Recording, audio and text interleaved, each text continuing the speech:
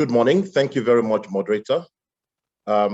Distinguished ladies and gentlemen, the President of the Institute of Chartered Secretaries and Administrators of Nigeria, Mr. Bode, Ayeku, Chief Sunny Nwosu, Chairman of the Independent Shareholders Association of Nigeria, my friend and brother, Mr. Foluso Phillips, whom I have known for several years, distinguished Nigerian, great Nigerian, former chairman of the Nigerian Economic Summit Group, and other distinguished participants, particularly Dr. Oluseye, the distinguished Director General of the Securities and Exchange Commission. I am delighted to be invited to speak today on a very topical issue, which is of significant importance to the capital markets. The importance of this event is underscored by the significant public discourse attendant upon the passage of the Finance Act 2020 with respect to provisions therein for the creation of an unclaimed funds trust fund. As we all know, Nigeria's GDP is reported to have grown by 0.11% year-on-year in real terms in the fourth quarter of 2020. This represents the first positive quarterly growth in the last 3 quarters of 2020, which means that officially Nigeria is technically out of recession. We hope that this growth will be sustained. Looking at the details of the numbers that were released by the government, the growth was largely driven by positive developments recorded in the ICT sector, which grew by about 15.9%, and agriculture that grew 3.42%. These two sectors recorded the most activities despite the pandemic and despite the ongoing economic difficulties in Nigeria. The services sector is said to have contributed about 54.28% to GDP in Q4 2020.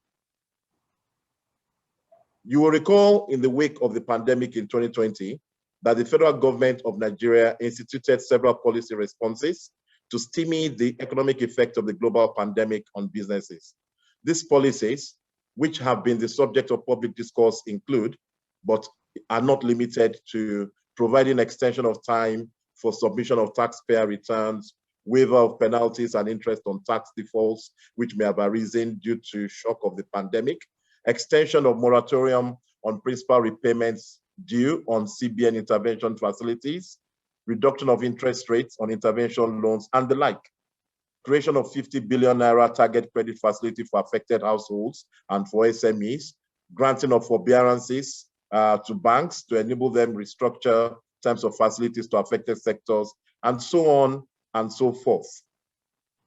The objective of my comments in this regard is to indicate that over the last few years, the government has shown significant sensitivity to the economic conditions that most Nigerians are exposed to as a result of the pandemic. But like they always say, a crisis is something that should not be wasted. So it is also possible to utilize a crisis as an opportunity to deal with institutional difficulties that have bedeviled the economic space for a long period of time. And unclaimed dividends have been a problem for several decades now, as the Director General of the Securities and Exchange Commission also highlighted in his speech. The policy initiatives that I've identified show an indication of the willingness of the government to respond and to continue to respond to the unforeseen economic complications. In other words, for the government to achieve its economic recovery growth plan, it still needs to be able to keep the economy growing, and it needs to figure out how to finance key expenditure. It's also public knowledge that at the time the 2021 budget was approved, it reflected a deficit of over 5.6 trillion naira, which is expected to be financed largely through borrowings. Being constrained by limited sources of finance and a widening debt profile, the federal government of Nigeria is having to look and think outside of the box to identify other sources that may be available to finance its expenditure. And there has been discussion around unclaimed dividends and balances in dormant bank accounts as potentially a less expensive alternative source of financing for the budget. But beyond the budget deficit, in other words, there's a lot of attention being paid to the fact that the Unclaimed Dividends Trust Fund will be utilized to finance government deficits. But besides this objective, there are other critical factors that are motivated for the implementation of a robust framework for arresting and minimizing the incidence and existence of unclaimed funds within the Nigerian financial ecosystem. Without a comprehensive legal and regulatory framework for the management of these funds, there is a risk that they could be mismanaged and utilized for the benefits of a few private citizens. In today's world, we're all keenly aware of the risks and consequences that are attendant on having illicit monies or untraceable monies or unowned monies within a financial ecosystem. In these days of monies being used to finance untoward activities, the identification of the true owners of monies is extremely important. And where the identity of those who own money cannot be readily found, it is very important that a framework be put in place to make sure that there is no abuse or misuse of the monies that accrue to those beneficiaries. The Finance Act of 2020 now legislates on the administration of unclaimed dividends going forward. What I will try to do over the next few minutes is to provide some insight into the provision of the Finance Act relating to unclaimed dividends and dormant bank account balances, the constitutionality or otherwise of the government's approach to resolving the question of unclaimed dividends, the key drivers for the introduction of an unclaimed funds trust fund, learnings from other jurisdictions, and other practical matters that may be of interest to the distinguished participants of this webinar. I do realize that many of you are company secretary or work in the company secretary's office of very accomplished and distinguished companies in the Nigerian ecosystem. And so you constitute a very important key stakeholder to understanding and situating the objectives of the government in terms of the Finance Act of 2020. Section 77 of the Finance Act of 2020 legislates for the establishment of an Unclaimed Funds Trust Fund, a UFTF, as we sometimes call it, as a sub-fund of the Crisis Intervention Fund, where any unclaimed dividends and unclaimed bank balances are to be warehoused. Specifically, the Act prescribes that any unclaimed dividends of a public limited liability company that is quoted on the Nigerian Stock Exchange and any unutilized amounts in a dormant bank account maintained in or by a deposit money bank that has remained unclaimed or unutilized for a period of not less than 6 years from the date of declaring the dividend or domiciling the funds in such a bank account are to be transferred at the end of those 6 years, once those 6 years are triggered, to the UFTF. The unclaimed dividend and unutilized amounts shall be transferred by the public limited liability company, the registrar of such a company, or the applicable deposit money bank.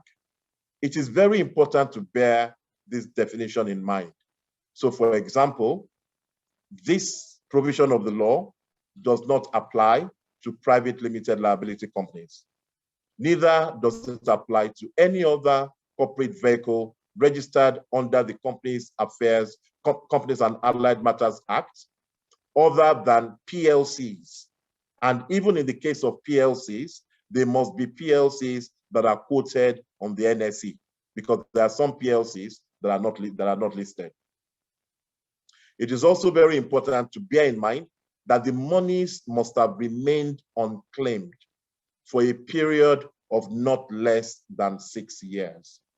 It is very important to bear that in mind. Like those of us who are lawyers would know, after 7 years, after 7 years of not being found, a person is presumed dead, and certain things should happen as a consequence of that under the common law. I'll come back to that theme a little bit later on. In complying with the provisions of the Finance Act of 2020, All public limited liability companies that are quoted on the Nigerian Stock Exchange and all deposit money banks are required to render annual returns of the unclaimed dividends and unutilized amounts in dormant bank accounts in a format to be prescribed by the DMO, which is the Debt Management Office. The DMO has not yet published the rules under which the fund shall be operated, but we're expecting this to be done imminently. There was a webinar that was hosted by the Honorable Minister for Finance, Budget and National Planning, together with the Director General of the Debt Management Office some 2 or 3 weeks ago, where Mrs. Patience Oniha, the Honorable DG of the DMO, did indicate that they were in the process of preparing those regulations that will subsequently be published. So we can look forward to that being done imminently. Failure by a company or a deposit money bank to comply with the provisions of the Finance Act as relates to unclaimed dividends and unclaimed bank balances may constitute an offense, and the company on conviction may be liable to a fine of not less than 5 times the value of the unclaimed funds, plus accumulated interest on the amount not transferred at the Central Bank of Nigeria MPR, monetary policy rate. This is a clear motivation to companies to ensure compliance. And it is interesting to note that since the Finance Act of 2020 was passed, there has been significant efforts put in place by the target companies and banks to reduce the incidence of unclaimed funds by sending notices to bank account holders and persons who may be entitled to dividends to go verify their names and their rights through some portals or some other protocols that have been communicated by banks and also by registrars and also by capital market operators. So this shows that the motivation to reduce the amount of monies that are unclaimed and unowned in the financial system has been increased by the passage of the Finance Act. And if you bear in mind, like I said at the opening, that any financial system must work to reduce or minimize the incidence of unowned monies or monies that cannot be associated with particular individuals in the system itself. So if all the Finance Act has done is to provide additional fillip to those institutions to take steps to minimize and get people to come up and take and assert their rights to their monies, I will say that the Finance Act would have succeeded in that respect. Like I said, the Secretariat of the Fund is expected to be in the DMO, and the DMO is expected to operate the trust fund in association with the Central Bank of Nigeria and the Securities and Exchange Commission. Like the DG of SEC has correctly said, the DMO itself is required to prepare and submit financial statements of the fund to the Office of the Auditor General of the Federation for audit. In other words, the DMO is not a law unto itself. It is not a be-all, end-all. It is supposed to manage these monies transparently, and there is provision for the amounts to be audited and for returns to be filed with the Auditor General for the Federation of Nigeria. The other functions of the Debt Management Office include the following. 1, they are to maintain a reliable database of all unclaimed funds, which shall be verified and reconciled with the Securities and Exchange Commission and the Central Bank of Nigeria on a biannual basis. They are also required to liaise with registrars of companies, deposit money banks, the NDIC, to make arrangements for the repayment of the verified interest and capital obligations due to the relevant shareholders. They are required, like I said, to prepare and submit financial statements to the Auditor General for audit, to prepare and implement a plan for the efficient management of the obligations of the UFTF, to set guidelines for managing the federal government financial risks and currency exposure with respect to all loans, collect, disseminate information, data, and forecasts on debt management, and also access and utilization of the funds with the approval of the Governing Council, and to carry out other functions that may be mandated by an act of the National Assembly. In addition to these functions, or in exercise performance of these functions, the fund shall be governed by a governing council that's to be chaired by the Minister for Finance and a co-chairperson that is expected to be appointed from the private sector by the President on the recommendation of the Minister for Finance and subject to the confirmation of the Senate. The co-chairperson is required to be a qualified person of unreproachable integrity and so as to render the person a fit and proper person to serve in that capacity. Other members of the governing council include the Governor of the Central Bank of Nigeria, the Director General of the Securities and Exchange Commission, a representative of the registrars of companies, and 2 representatives of shareholder associations, a representative of the Bankers Committee, and the DG of the DMO as the Secretary to the Trust Fund.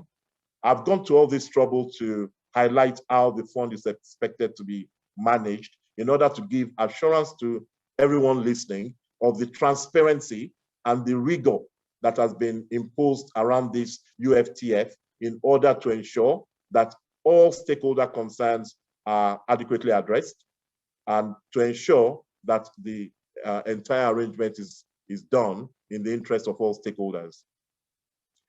I also set out in my speech the functions of the governing council, but I don't think I need to read through all those. So when you get copies of my presentation, you will see all these details in my address. Section 60 of the Finance Act provides that the unclaimed dividends and unutilized amounts in dormant bank accounts, which are transferred to the UFTF, shall be a special debt that's owed by the federal government of Nigeria to the shareholders and dormant bank account holders that are entitled to those monies. And they will be available for claim together with the yield thereon by the shareholder and the bank account holder at any time pursuant to the aforementioned perpetual trust. The DG of the SEC has already highlighted how this represents a significant improvement on the existing framework in relation to shareholders who now can claim their debts beyond the 12-year rule. But there's also the additional benefit of the fact that if you were to wake up today to assert your right to an unclaimed dividend, the only amount you will receive from the registrars of the companies in question today is the principal dividend amount due.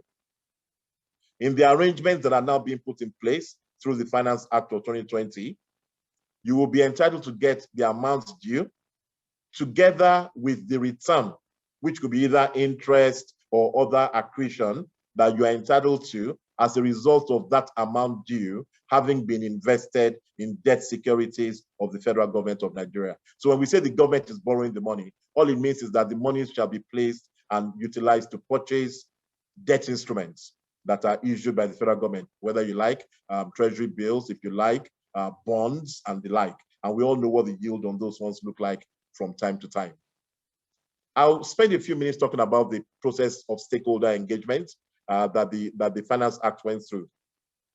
When the Fiscal Policy Reforms Committee, that committee itself had been set up by the Honorable Minister for Finance, Budget and National Planning, Dr. Mrs. Zainab Shamsuna Ahmed, for the review of Nigeria's fiscal policy. That committee introduced a conceptual framework for unclaimed trust funds to key stakeholders. You should bear in mind that that committee included representatives of the Securities and Exchange Commission, the Central Bank of Nigeria, and several other stakeholder groups, including private sector participants. We had the privilege of being privy to some of the discussions at the committee level and providing input into the work of that committee. But the committee was a very wide-ranging committee that comprised several key stakeholders that were very involved in those discussions. And they also brought to the attention of the regulators the efforts that have been made over the last few years, including by the Securities and Exchange Commission and by groups like the registrars, to actually address some of these difficulties. Attention was also drawn to the provisions of the BOFIA, the Banks and Other Financial Institutions Act, that had just been modified around August of 2020. So all this information was available to the FPRC. During the course of these engagements, the framework was put forward for the creation of an unclaimed funds trust fund, which is modeled after what some of the experience in other countries are, and I'll get to those in a few minutes. Concerns were raised. And I remember during one of the stakeholder sessions, concerns were raised as to potential use of the fund, supervision of the people who would have management of the fund, and a number of other comments that were raised across board, including from shareholder associations. I remember my esteemed client, Chief Sunny Nwosu of the Independent Shareholders Association of Nigeria. They had a very key intervention also, which included presentations at the Senate on these questions. Issues were raised about governance. These concerns were then addressed and reflected by expanding the governance board of the fund to include those key representatives and to make sure that everybody who has a voice, who has an interest in the matter of unclaimed dividends is included in the governance of the fund that has now been created. Further concerns were also raised around the constitutionality of the UFTF in terms of the Constitution of the Federal Republic of Nigeria.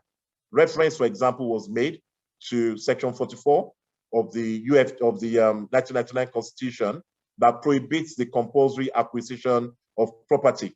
And there was a sense in which it was asked whether the creation of an unclaimed funds trust fund would violate the provisions of that section. But if you took a purposive view of the Section 44 of the Constitution, it also has a proviso that you should not compulsorily acquire property except in the manner and for the purposes prescribed by law that, amongst other things, then sets out certain frameworks. So 2 comments there. Firstly, there is no intention in the Finance Act for the dividends to be acquired. They will at all times continue to be the property of the owners of those dividends and bank balances. And all that needs to be done is for them to identify themselves and claim their property. So the provisions of the UFTF do not, in my opinion, rise up to the level of a compulsory acquisition of property, to the extent that the ownership rights of the underlying owners of those assets is not exterminated and is not repudiated.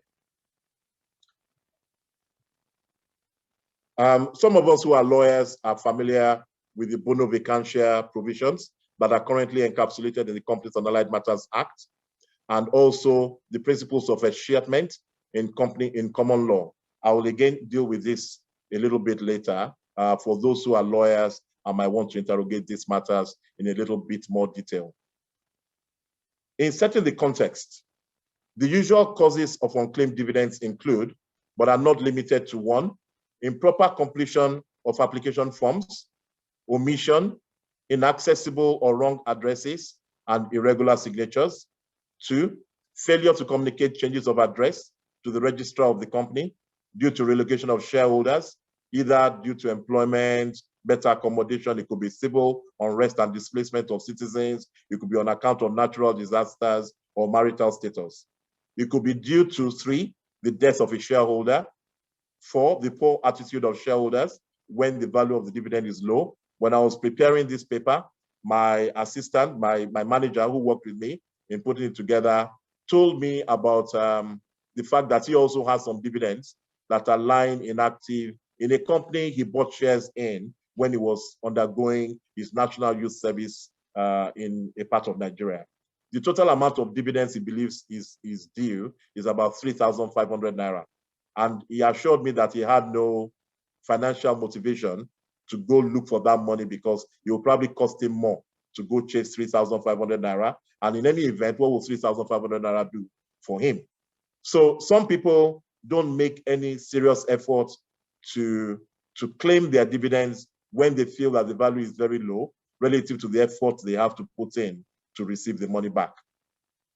5, there could be inactivity on shareholders or bank owners' bank accounts that then leads to dormancy.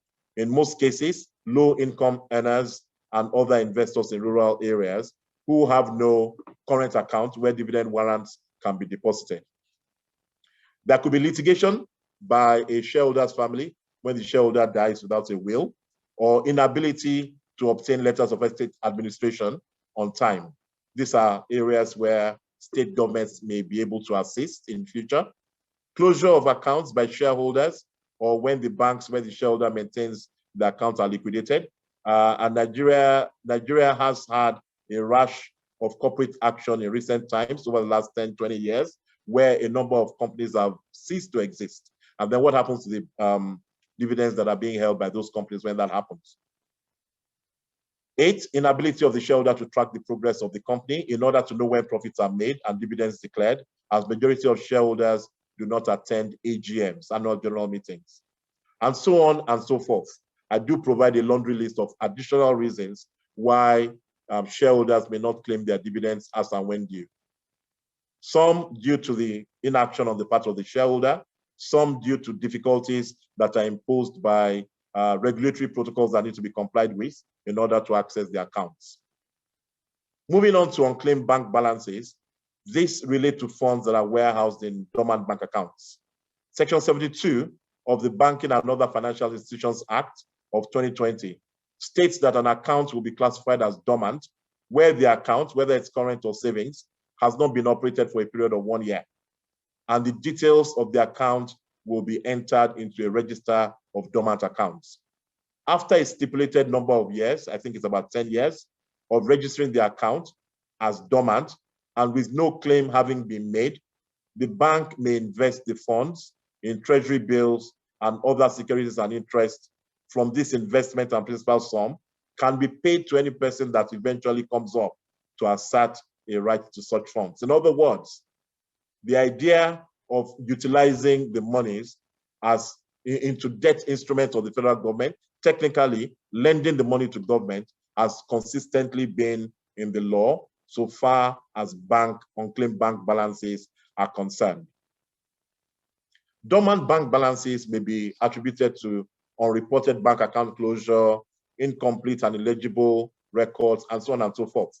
Some of us who have been around for a bit of time do remember that around 2015, 2016, there were a number of litigation going through the Nigerian court system where certain people were alleged to have certain bank balances that they then disputed to say the money doesn't belong to them. They don't know how the accounts were opened. Maybe accounts were opened in their name without their consent and so on and so forth. So we do have instances where monies, large sums of money exists within the financial system, and the identity of the owners of those monies is a matter of disputation when the person that is on record as the owner of the money actually repudiates the money and says it's not mine. So what then happens to the money? So again, dormant bank accounts, not immediately, it's after 6 years under the Finance Act. If after 6 years of trying to sort through all that out and you still cannot identify the owner after 6 years, then you need to do something about it. According to the National Bureau of Statistics, the dormant account balances constitute about 2.5% of total bank deposits. Now, as at September 2020, the total bank deposits in Nigeria was about 29.5 trillion. So at about 2.5%, the amount of unclaimed bank balances is currently estimated to be about 737.5 billion naira. So we'll see how that figure motivates now that the banks are making efforts to identify and track the owners of bank accounts and reduce the amount of unclaimed bank accounts that are currently in the system. In terms of past reforms, the DG has spoken a bit about this, but there have been several regulatory interventions that have been targeted at resolving the issue of unclaimed funds. But none of these have been comprehensive enough to address the real concerns around transparency in the management of these funds, governance of the funds, aggregation and collection of unclaimed balances. The Companies and Allied Matters Act, for instance, has always legislated on the treatment of unclaimed dividends, even as far back as the last version that was amended in 2020, and the version before that that existed in 1990, and even if you want to go beyond that to 1968. Although it doesn't give a specific timeline to claim such dividend when declared, it does provide that where there is unclaimed dividends in the possession of a company, the company should publish in 2 national newspapers a list of the unclaimed dividends and the names of the persons entitled to the dividends. Such newspaper notice should be attached to the notice sent to members of the company for each subsequent AGM of the company.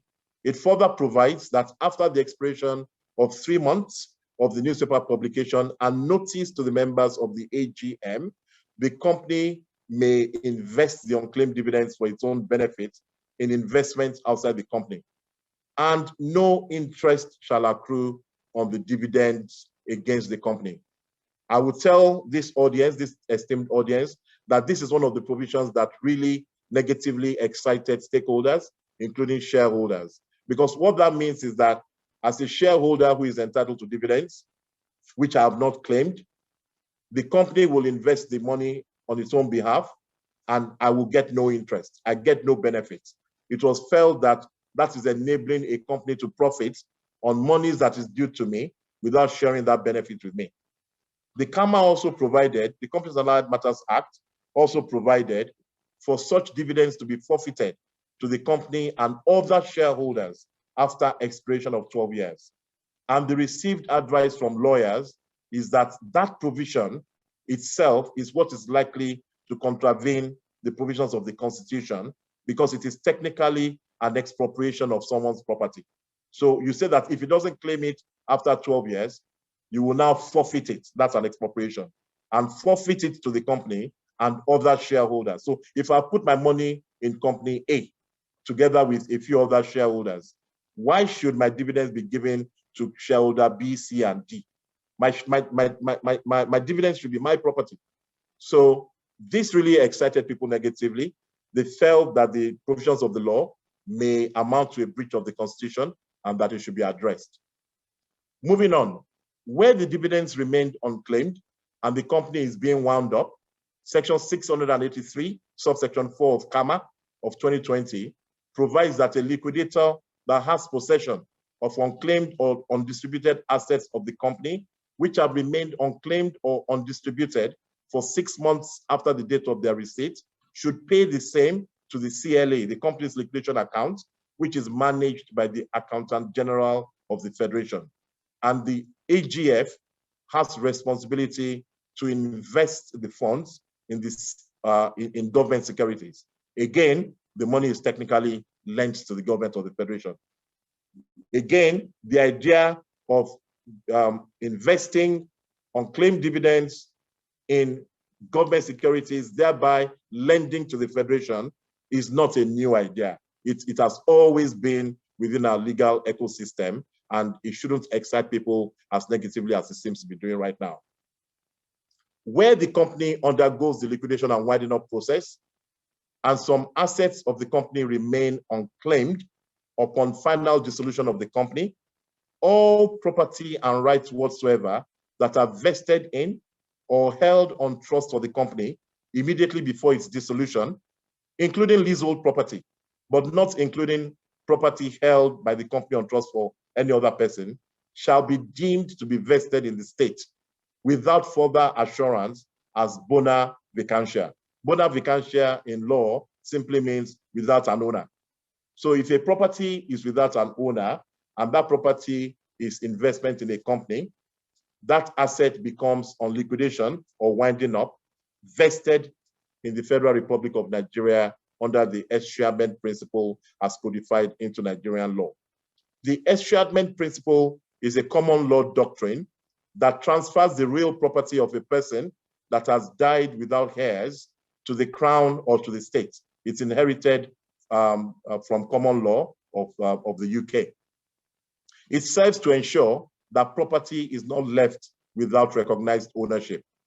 Now, whilst eschatment applies mostly to real property, that's typically landed property, modern day legislation has expanded its application to other forms of assets, including in some countries, unclaimed payroll checks, dormant bank accounts, dormant life insurance policy payouts. So imagine if someone has a life insurance policy and dies and is entitled to a payout, but nobody makes a claim.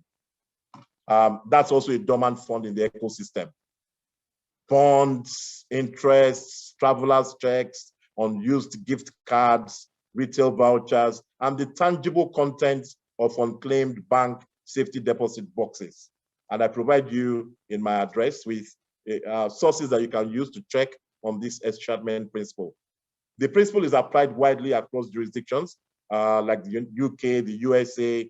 I mean, every state of the US has Eschatman laws that addresses some of these issues. Every single state in the US, Switzerland, Canada, and most other common law jurisdictions. Then coming home to Nigeria, in 2017, like the DG said, I probably won't spend too much time on this. In 2017, the total value of unclaimed dividends was thought to be about 80 billion naira worth. And it was for this reason that SEC created an e-dividend portal to help investors verify their claims. And that was as at 2017. Despite SEC's best efforts to reduce the volume of unclaimed dividends, as of 2020, it is reported that the total of unclaimed dividends, rather than reduced from 80 billion, has now increased to 180 billion. So over the course of 3 years, the unclaimed dividends problem has doubled in size. Of course, like the DG said, this may be attributable to the fact that Nigerian companies are now doing relatively better than they were doing in 2017. Arguably, I won't join issues on that. But the fact of the matter still is that the scope of the problem is not reducing, it's increasing. So acting on powers conferred on it by section 3131N, 313 subsection 1 subsection N of the Investment and Securities Act, the ISA, the SEC then issued regulations stipulating how PLCs should deal with unclaimed dividends. SEC proposed that companies and registrars in the custody of dividends which remain unclaimed by shareholders 12 years after the date of declaration should transfer such monies to the Nigerian Capital Markets Development Fund. If you think back to why SEC is doing this, even though that is not necessarily pointing fingers at anybody, what SEC was trying to do was to remove any commercial motivation from the companies who are the actual operators in the capital markets. Any motivation they may have to not make an honest effort to track the owners of these dividends and hand the money over to them, in the hope that after 12 years, the money will belong to the company. So by asking that the monies, rather than being returned to the company, should be transferred to the Nigerian Capital Markets Development Fund, what SEC was trying to do was to remove the money in the cookie jar. If you remove the money in the cookie jar, then the companies have no motivation to not make an honest effort to find their shareholders. But this proposal was overtaken by the provisions of CAMA that further legislated for the forfeiture of those monies after 12 years in favor of the company. And that is what motivated the Finance Act of 2020 to amend CAMA and again remove the money from the cookie jar. Because obviously, if companies make the effort to identify their shareholders, then the unclaimed dividends will not be transferred to a trust fund. The only reason there will be money to transfer to a trust fund is if a shareholder can truly not be found. So the slow pace of change in relation to these funds is one of what has motivated the creation of the UFTF. It eliminates the incidence of private citizens profiteering from the assets of others, while the same could be deployed for more beneficial use. This is an underlying principle of good governance, and wealth can now be redistributed fairly. The framework under CAMA, as I argued before, was prejudicial to the extent that shareholders lost their rights after 12 years, and so on and so forth. Now, the framework under CAMA Pre-Finance Act also provided that the company may invest the unclaimed dividend for its own benefits, and no interest shall accrue on the dividends. I've already addressed this by saying that this has also been resolved in favor of the shareholder. So the shareholder will get the benefits of their dividends at all times. The Unclaimed Funds Trust Fund also seeks to reduce compliance costs for companies that have deployed resources to locate owners of unclaimed dividends over a 12-year period. Finance Act now requires the companies to only bear this cost for 6 years. And if after 6 years of making an honest effort to find these shareholders, it still cannot do so, it is important to release these companies from this burden and transfer that to this trust fund, and the companies can go about doing their normal business. So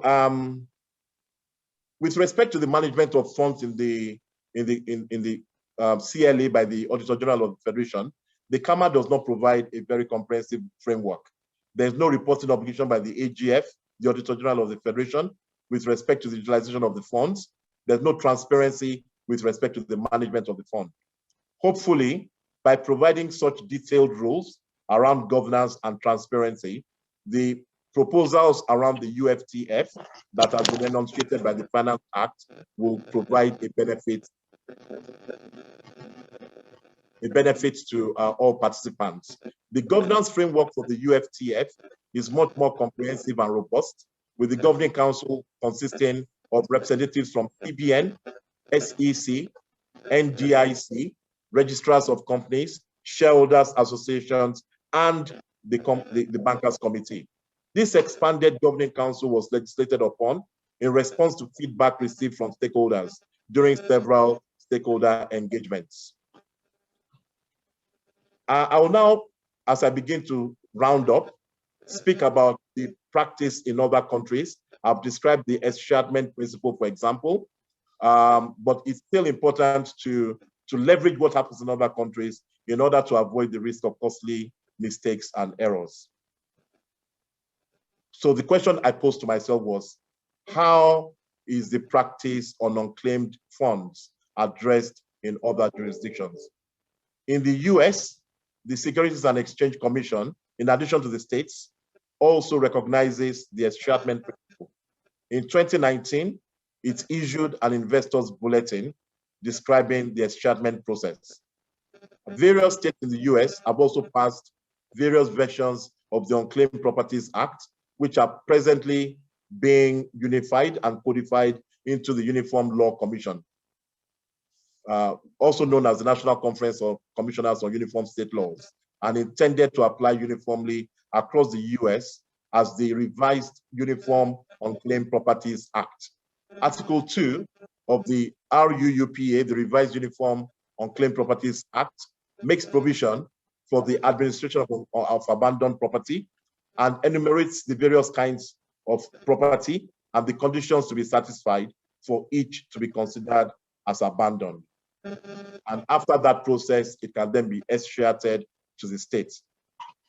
The definition of property under the RUUPA has been expanded to include, like I said before, unclaimed payroll checks, dormant bank accounts, dormant life insurance policy payouts, bonds, interest, travelers' checks, unused gift cards, retail vouchers, and tangible contents of bank accounts.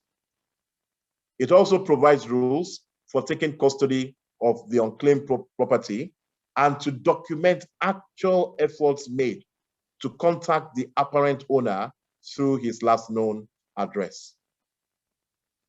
If I move on, in the US, of course, the framework is 3 years, after which it's expiated, although Nigeria is using 6 years as its own benchmark. In the UK, about $3 billion British pounds, sorry, is owed to UK investors from unclaimed shares and dividends. However, there's a dedicated website to trace unclaimed stocks and dividends from a company that may have changed its name or that may no longer be listed on an exchange. The Companies House regulations further stipulate that shares may not be cancelled if a holder cannot be traced. The UK government then passed in 2008 the Dormant Bank and Building Societies Accounts Act to address challenges of dormant bank accounts. The Act's objective was to encourage banks and building societies to identify dormant assets and to make reasonable efforts to reunite those assets with their beneficial owners. If those efforts failed, the Act provided a mechanism whereby dormant accounts could be transferred to an independent body, currently the Reclaim Fund Limited, RFL, that has been formed specifically to fund future customer reclaims that can be made in perpetuity and to distribute any surplus for the benefit of good causes throughout the UK. The Independent Dormant Assets Commission was then tasked with determining the types of dormant assets and providing some governance oversight over the RFL. The Commission issues annual reports of how these funds are managed. I also can speak about India, where Section 124 of the Companies Act of 2013 provides that where an investor's dividend remains unclaimed for 7 years, the dividend gets transferred to the government account, primarily to the Investor Education and Protection Fund. France is also an example of a country with an escheat law, or a law pursuant to which the state takes custody and assumes title of dormant accounts and other abandoned property. Current day laws in France authorize institutions holding deposits of cash or securities to close those accounts on which there has been no movement recorded for a period of 10 years.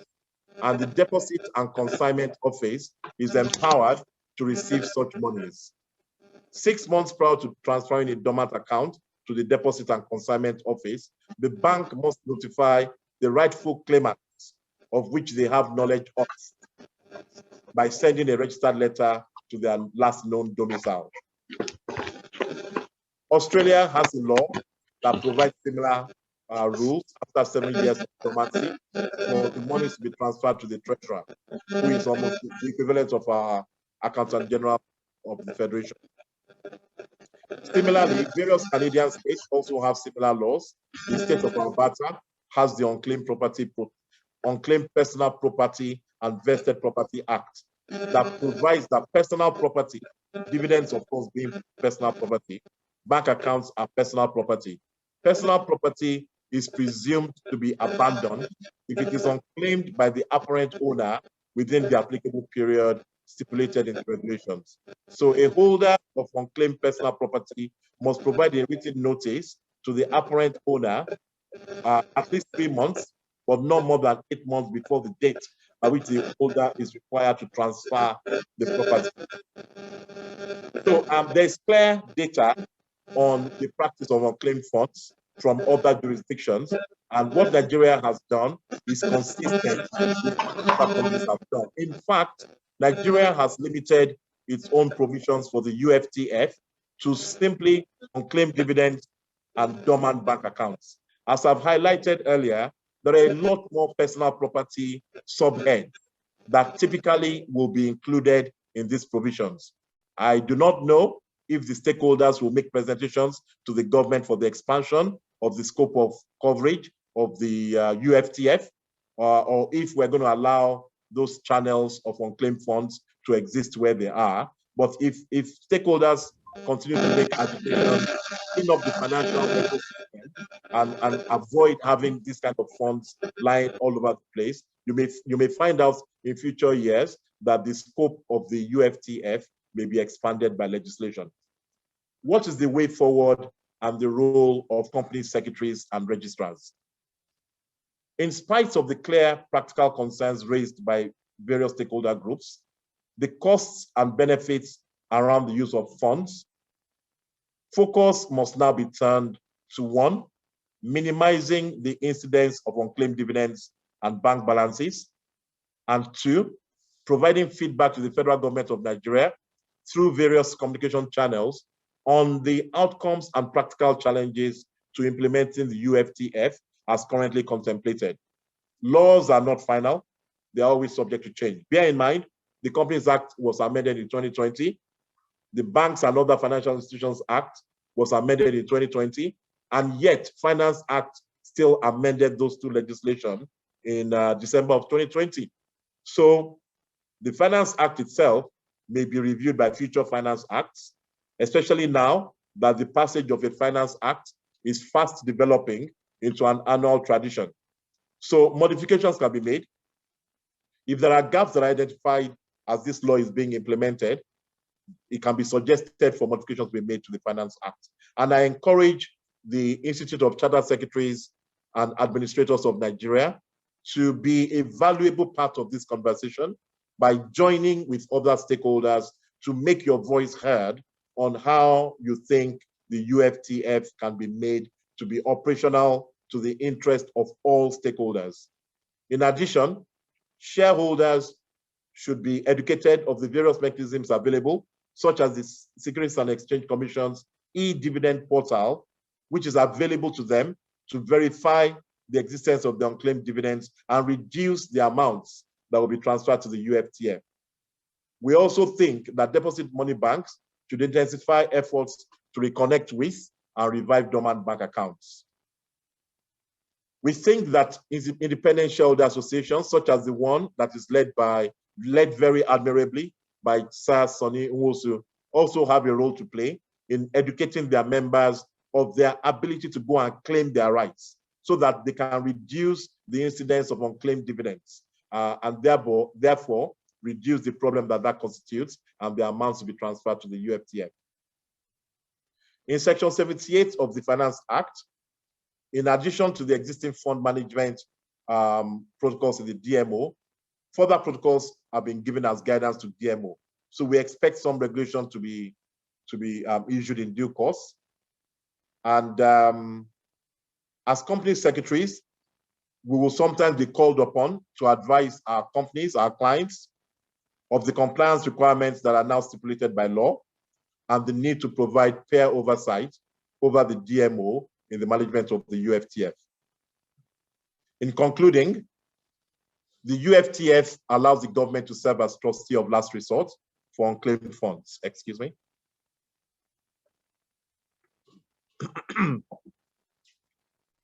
The provisions also introduce relevant controls to bring the UFTF under the supervision of the DMO and ensuring adequate representation of the governing council. I think that these are positive steps in the right direction. Perhaps more notable are the provisions of the Finance Act 2020 that grants owners of unclaimed funds unrestricted access to their property at whatever time they desire, and a commitment to paying such affected owners the applicable return on their investment. Notwithstanding, public trust is the key question here. The government itself must work hard to sustain investor confidence and to ensure that investor confidence is not eroded by adherence to the highest standards of transparency, accountability, prudence, excellence in the management of the UFTF, and indeed any other fund for that matter. On this note, I would like to close my address and hand the program over to the chairman of this occasion. I thank you very much for your patience in listening to me, and I hope I have shared with you a couple of insights into the matters that were operating in the minds of the government and the regulator in coming up with this framework and soliciting the active participation and engagement of stakeholder groups like the ICSAN and the Shareholders Associations, who are also part of the governing council of the fund in any case. Let's all work together to see how this can be operationalized in the interest of our members. Thank you very much.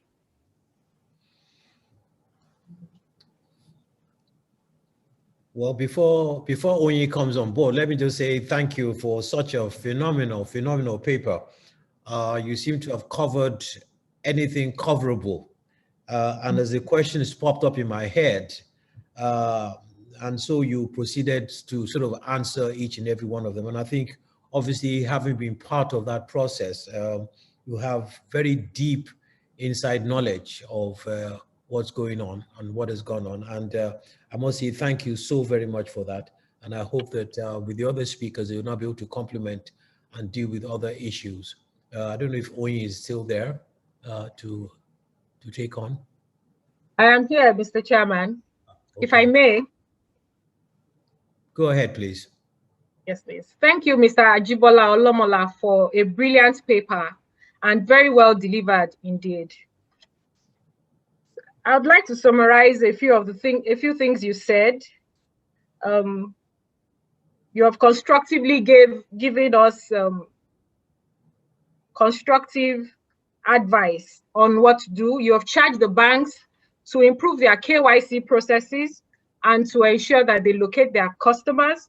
You have charged shareholder associations, companies, and registrars to do proper KYC to ensure that they locate shareholders and ensure that newly declared dividends do not also become unclaimed. And we can together bring down the incidence of unclaimed dividends and the total amount we are talking about, which currently runs above 180 billion. Thank you very much.